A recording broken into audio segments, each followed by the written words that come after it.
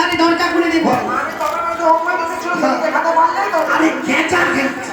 ও মামি তুই বিক্রি করে গেজা হয়েছে। বেশ, আমাকে একটু আদর করে ডাকলেই খুলে দেবো। ও মামা বল। একটু আদর করে ডাকো না, একটু আদর করে ডাকো না। আদর করে। হ্যাঁ একটু আদর করে। পার্বতী দরজা খুলো খুলো। কি খুলবে? দরজা এইভাবে এটা আদর করে আছে? ওটা ওটাকে আদর করে। ভাই, ভালো করে ডাকো, ভালো করে। ও মামি, ঠিক আছে। দেখ, আমি দেখে দিচ্ছি। এইভাবে তোর মামাকে গিয়ে বলবি যে এইভাবে ডাকতে বলেছি। দেখ, কেমন করে কেমন করে। শুধু দেখে যা। ও আমার শাশুড়ি গো, তোমার কাপড়টা, এই, কেমন না, কেমন করে। কাপড় নয়, তোমার ঘরের কাপড়টা খোলো গো। এইভাবে। খুলাবার। মামা তুলা আবার বাহ। শুধু খুলে দিবে, খুলে দিবে। খুলে দিবে। তুলার কোনো দরকার নেই, শুধু খুলে দিবে। ঠিক আছে দেখ তো, দেখ হচ্ছে কি দেখ। আচ্ছা, ও আমার শাশুড়ি গো, মশারিটা এক্ষুনি শুয়ে পড়ো। কোথায় ভীম আছে? সে বাচ্চা ছেলে কিছু জানে না, তার সামনে বলে মশাটা। পার্বতী মনের দরজা খুলে দিলাম, বাইরে কোলায় লইয়া চলে এসে তোমার ঘরে। বুঝি না আমি তোমার, বুঝি না আমি তোমার। মনের দরজা খুলে দিলাম, বাইরে কোলায় লইয়া চলে এসে কাছে বলে, বুঝি না আমি তোমার,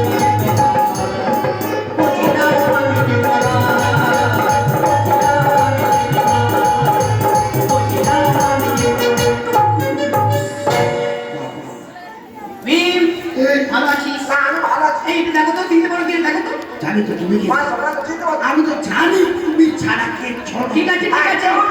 আর ভীম আমাকে মাঠের মধ্যে চিনতে পারে না। এই শোনো শোনো, মাঠের মধ্যে না দেখে আগে বলি কেন গিয়েছিলে আমাকে ছলনা করতে?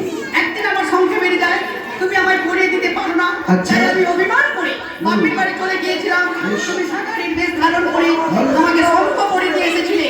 তাই আমিও প্রতিজ্ঞা করেছিলাম তোমার সঙ্গে ছলনা করবো বলেই এই দেবী চোখের মাঠে এসে তাই ছলনা করেছি। অপরে ভীম এসেছে, ভীমের সঙ্গে করেছিলাম, তাও তোমার সঙ্গে করেছি। কিন্তু দেখো তুমি আমাকে ছলনা করতে যে একটা দুধের শিশুর সঙ্গে দুধের শিশু, দুধ আছে তো আমি। দুধ কামড়ে কামড়ে রাখেনি বলে দুধের শিশু। ওই জন্য তো দুধ আছে। ওর মুক্তির উপায় বলো। চৈতন ছিঁড়ে নিয়েছিলাম, আচ্ছা। ভিড়িয়ে দিলাম। আর আমরা যে এই মর্তধাম যে এসেছি, আমাদের এই এখন কি মাস, বৈশাখ এখন ধান পাকার সময়।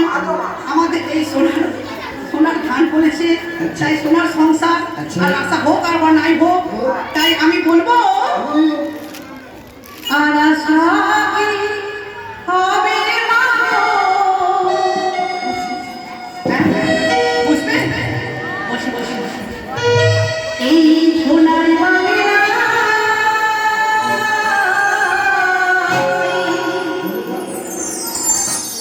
ফিরে যদি আসে পাবো জন্মদিন তোর ভিড়